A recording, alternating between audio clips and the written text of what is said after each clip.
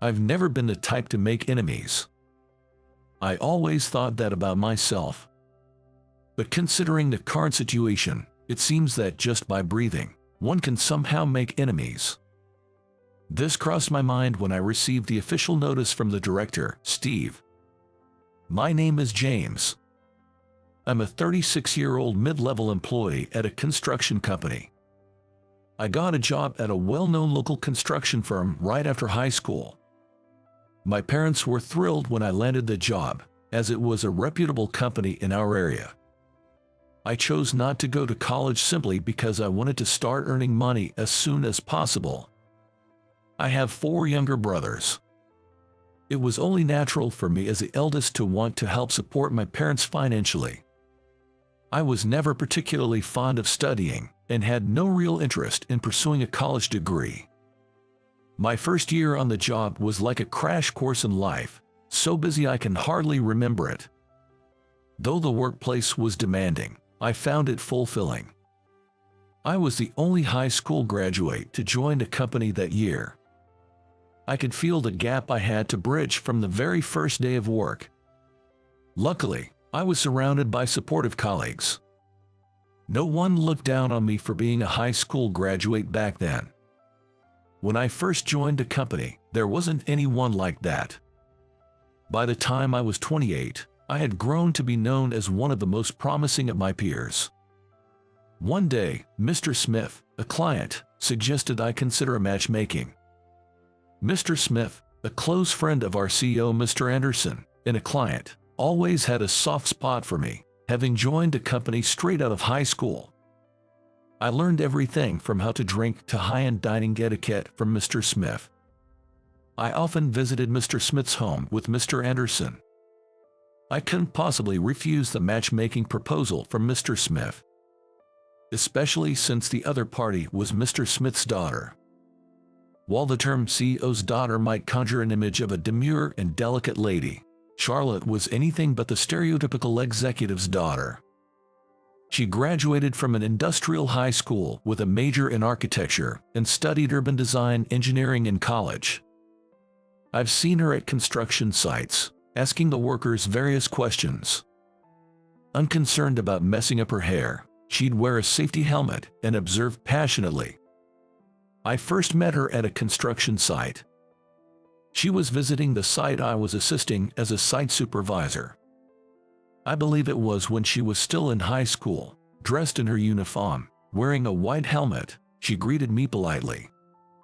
I heard that her well-composed features resemble her mother's. Her name is Charlotte. When she found out I was the assistant site supervisor, her large eyes widened even more in surprise. As we bumped into each other at various sites, we started to share personal stories. Having 4 younger brothers, Charlotte's presence felt like having a sister, and I was glad she came to rely on me for many things. To me, she was always Mr. Smith's precious daughter and like a sister. We both knew there was mutual affection.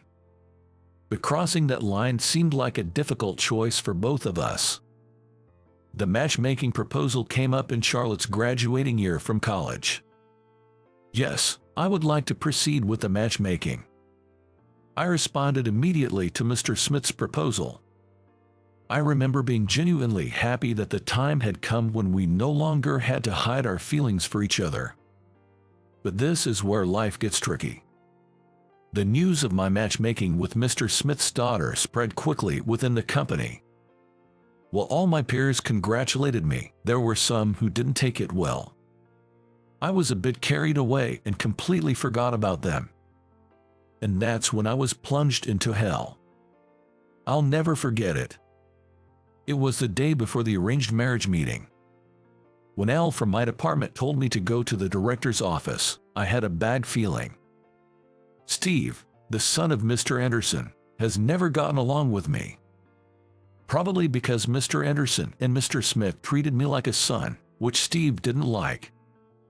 Mr. Anderson once said, "Steve has always been rebellious, but his attitude in the company is also bad. He's created his own faction within the company, and lately, he's been opposing everything Mr. Anderson does." Unfortunately, Many in the company have been won over by Steve, and those of us loyal to Mr. Anderson fear to take over might be happening.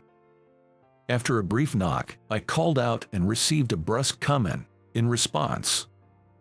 Inside the director's office, Steve and some executives were lined up. "I'm sorry to say this right before your meeting with Charlotte from the Smith family, but could you go to branch 13? Steve said with a spiteful smile. I was so taken aback I could only utter a dumbfounded huh. Branch 13 is a remote southern island, far from headquarters. This wasn't just a transfer, it was a demotion. Steve watched my reaction with amusement, while his cronies snickered and laughed behind me. I realized then that this was a done deal. Mr. Anderson has been hospitalized due to illness since last month. This transfer must have been forcefully arranged by Steve. I clenched my fists, determined to stay calm. I refused to show any sign of distress. I accepted the official notice as if it were nothing and left the director's office. Inside, I was seething with anger. Thus, on the eve of my long-anticipated meeting with Charlotte, I faced this unfortunate demotion. One should never make someone hold a grudge against you. On the day of the arranged meeting, leaving Charlotte in tears was the lowest I've ever felt. I haven't been in touch with Mr. Smith since then. It's been 8 years since I was transferred to this remote island branch.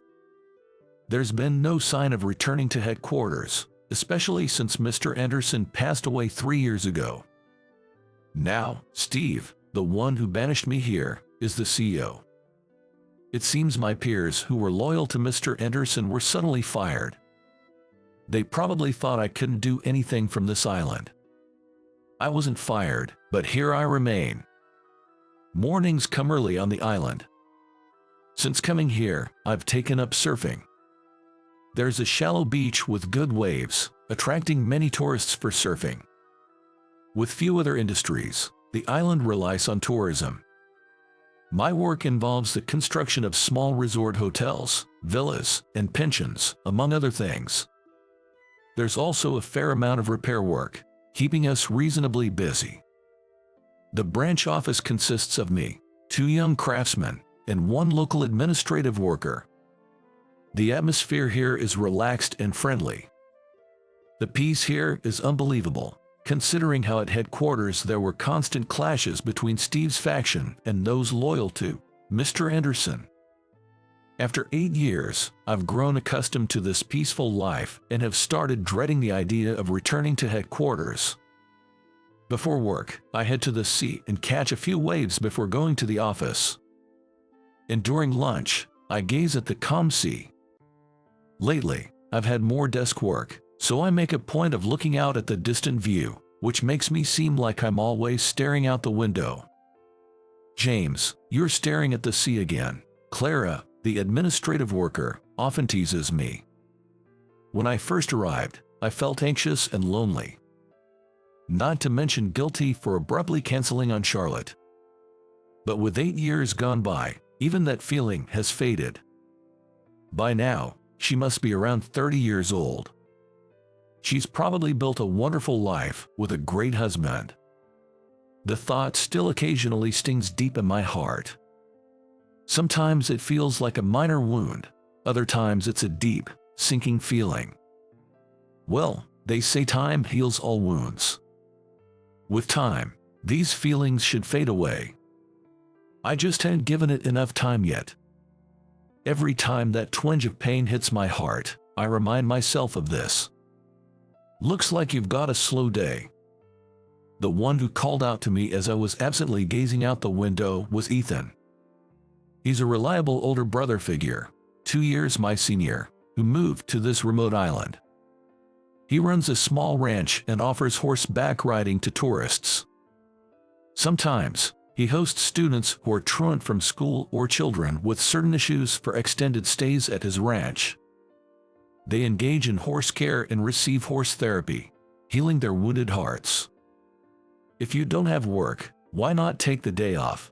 He teased me, and I retorted, I do have work.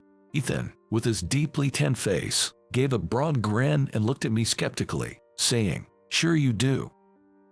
Ethan, you shouldn't bother someone who's working." Suddenly, a voice as clear as a bell rang out.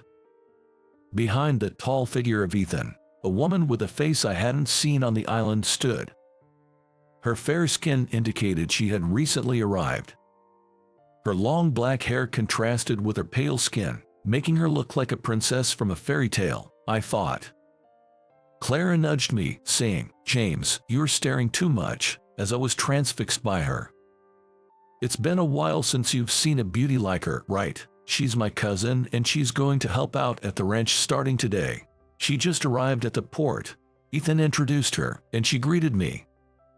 I greeted her back, caught up in the moment. "I'm Amanda. Nice to meet you." Her smile took me by surprise. There was an air of sophistication about her, or perhaps a sense of good upbringing. Though her personality and appearance seemed completely opposite, she somehow reminded me of Charlotte. I couldn't tell if the flutter in my heart was because of the memories of Charlotte or because of Amanda's smile. All I knew was that a restlessness began stirring within me. "Tonight, we're having a welcome party for her at our place. Want to come? You wouldn't have anything better to do back at your apartment, right?" Ethan said, turning on his heel without waiting for my reply. I shrugged and thought, well, can't be helped, scratching my head. That evening, I pondered what to bring to Amanda's welcome party and finally chose fruit wine. It's made on the island and is popular among women, even off the island. Not sure if she liked alcohol. I also bought some non-alcoholic juice just in case. Ethan's ranch is near the sea, not too far from my company apartment. "Good evening. May I come in?" I called out as usual and opened the door, to be greeted by Amanda in an apron. "Welcome. I'm sorry for calling you over like this on such short notice," she said, looking a bit apologetic, perhaps mindful of the forceful invitation earlier. "Not at all. I was looking forward to coming here tonight. Here's a little gift. Do you drink?" I said, quickly dismissing her concerns, and she smiled, relieved. The table was set with dishes I'd never seen when it was just Ethan and me drinking. Clearly, Amanda had prepared them.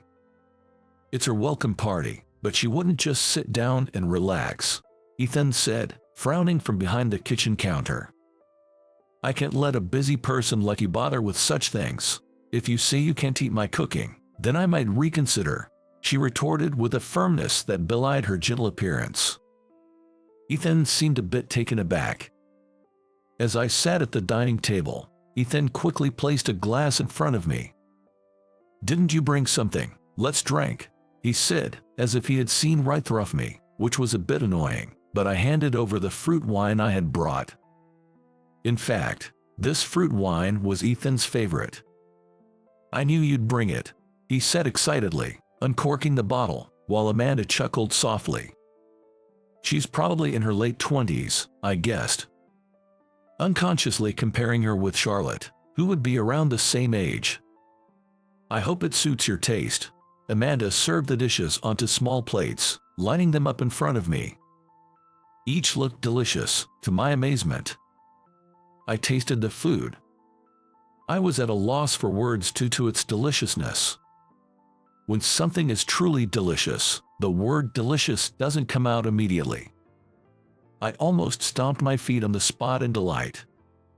Ethan watched my reaction with an amused look. "You're really starved for home-cooked meals, aren't you?" he said, pityingly. I felt embarrassed to be pitied. Amanda seemed to get embarrassed by my repeated praises of "this is delicious" and hid in the kitchen. "If you like Amanda's cooking so much, why don't you marry her? She hasn't gotten married no matter how much time passes," Ethan whispered, making sure Amanda couldn't hear him from the kitchen. It seemed she was still single. "I can't believe such a beautiful person is still single," I said honestly, and the usually hearty Ethan made a face as if he had bitten into a bitter bug. "There's a lot going on, a lot," he said, and then fell silent, taking a swig of his drink. Even someone as obtuse as me could tell there was a sensitive issue from Ethan's demeanor. "Hey, Amanda, why don't you take this guy with you for horseback riding practice tomorrow?" Ethan suddenly suggested to Amanda, who was in the kitchen.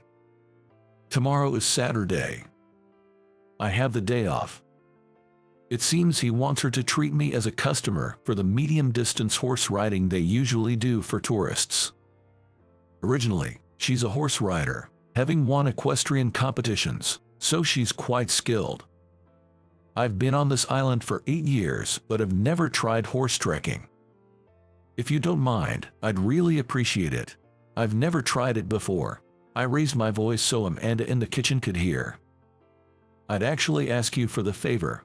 I want to become helpful to Ethan as soon as possible," she said, coming out of the kitchen. I echoed her sentiment, saying, "I'd appreciate it too." "You two sound like you're at a matchmaking meeting," Ethan muttered, making us look up. "Don't tease," I blurted out, probably blushing. In my haste, I didn't notice Amanda had fallen silent with a complex expression. The next morning, after surfing as usual, I got out of the sea just after 9 a.m. The horse trekking appointment is at 10 a.m.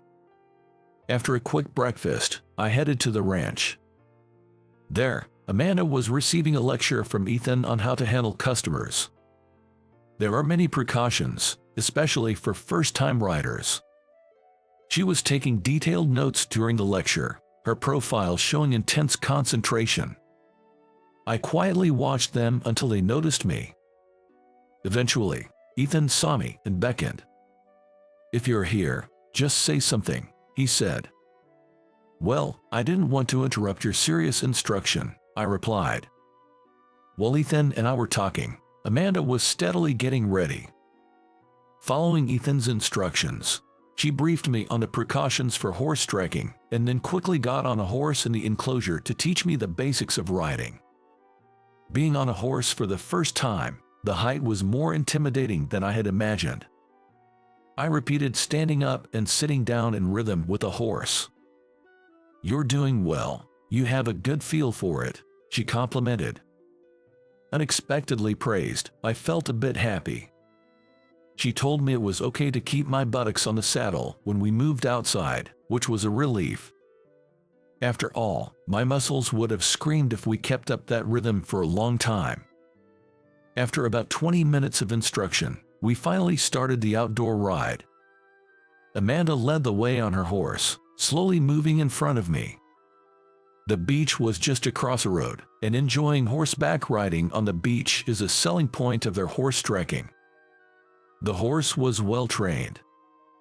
It followed the lead horse quietly. I barely had to do anything.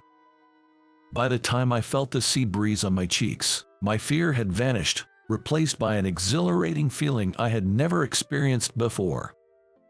All I could hear was the soft crunch of the horse's hooves on the fine sand and the gentle sound of the waves. The beloved scent of the sea and the sea breeze.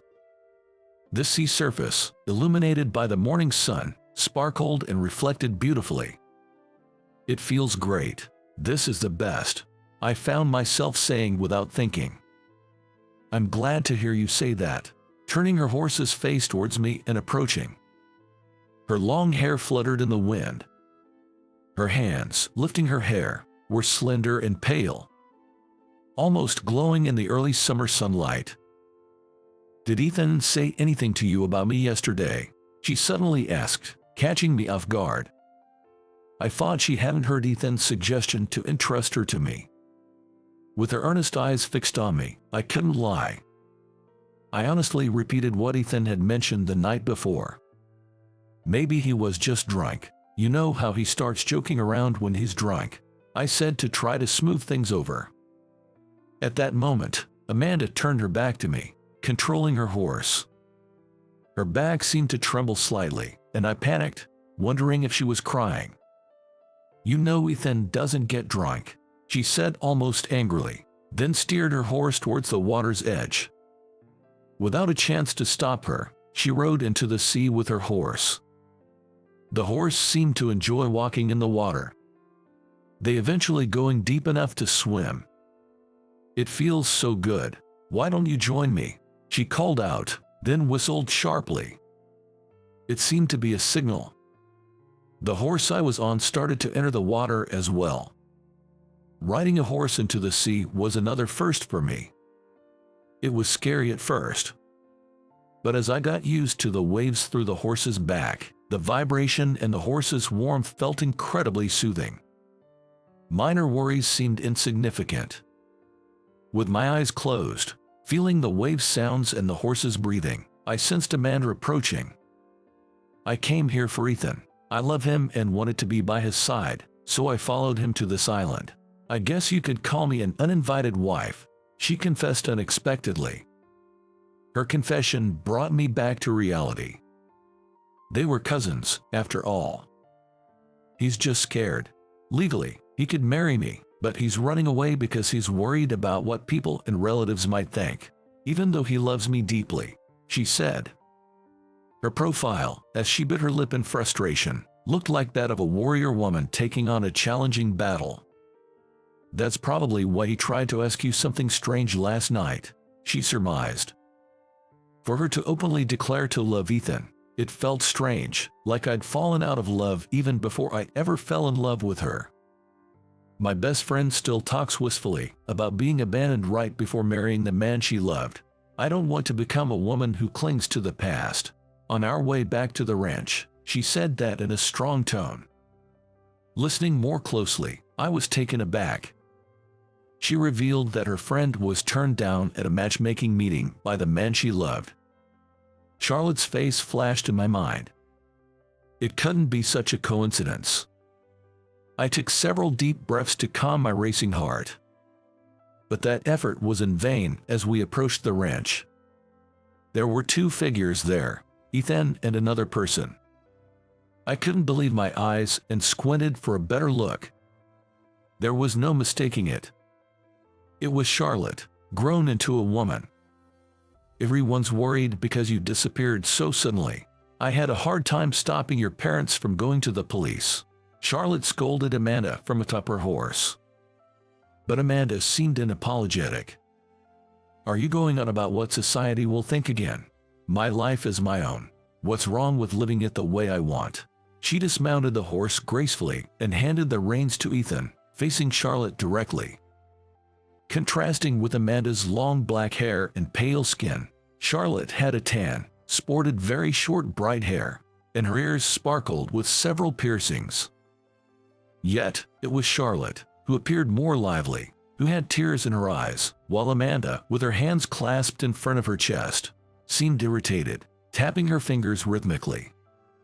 Everyone has their circumstances, right? There are things in life. We can't live as freely as we wish.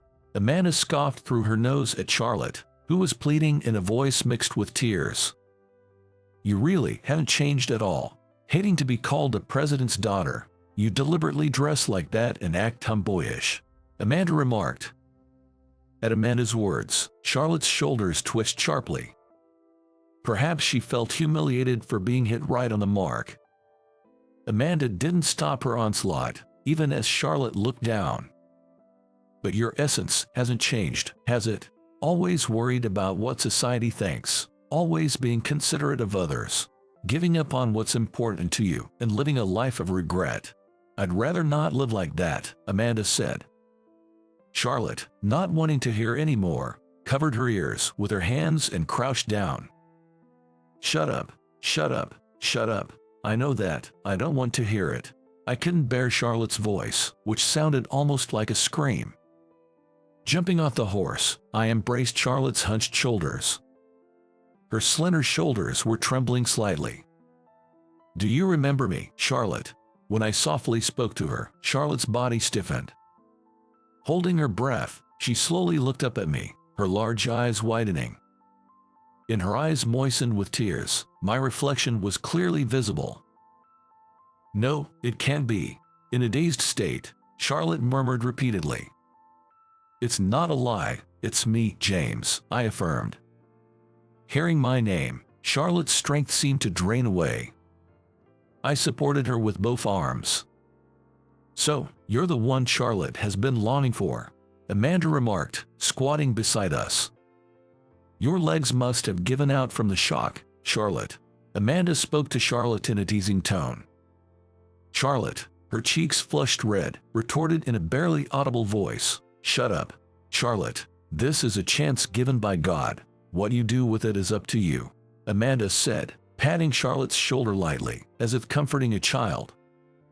"I want you to be happy. After all, you're the only friend of a selfish person like me," Amanda said, standing up and smiling. "Take good care of Charlotte." I nodded firmly, and with a reassured expression, she left us to tend to the horses. "James, I need to tell you something. I wanted to chase after you just like Amanda did back then," Charlotte confessed. "From the first time we met at the construction site, she had liked me," she said. She laughed bitterly as she talked about feeling hopeless about everything after being rejected at the arranged meeting.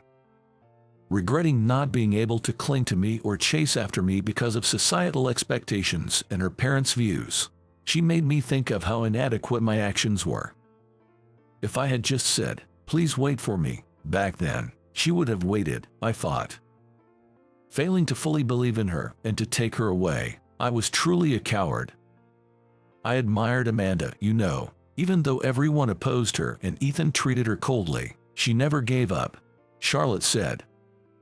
She laughed at herself, saying she never had the confidence to be loved like Amanda. I felt the same way. Taking a deep breath, I looked straight into Charlotte's eyes. She seemed to hold her breath. "Please don't say it's too late now. If you're still single, and if you still love me, can we start over from that day?" I asked. Hearing my words, big tears fell from Charlotte's eyes. "I've always loved you. I still do, and I probably always will," Charlotte spoke with a clear tone, just like Amanda. I thought she mustered all her courage and took a step forward. "I'll definitely make you happy. Stay with me forever," I promised. She nodded repeatedly in response to my words. I forcefully held back the tears that threatened to overflow. This wasn't the time to cry. I had decided to make her the happiest person in the world from now on. Amanda gave a sharp whistle. It sounded almost like she was saying, "Be happy."